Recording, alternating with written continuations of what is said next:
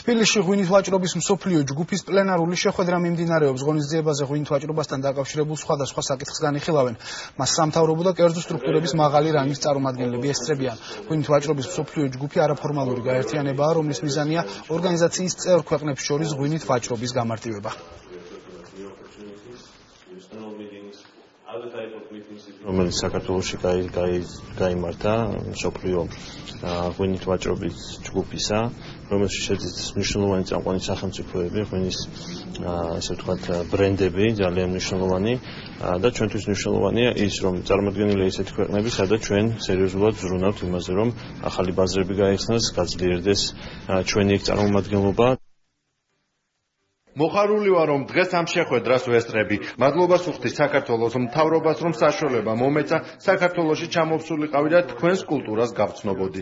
უნდა აღინიშნოს, რომ საქართველო ღვინის მწარმოებელ ქვეყნებს შორის ერთ-ერთი ლიდერია და ბოლო პერიოდში მნიშვნელოვანი ნაბიჯები გადაიდგა ქართული ღვინის ექსპორტის მიმართულებით.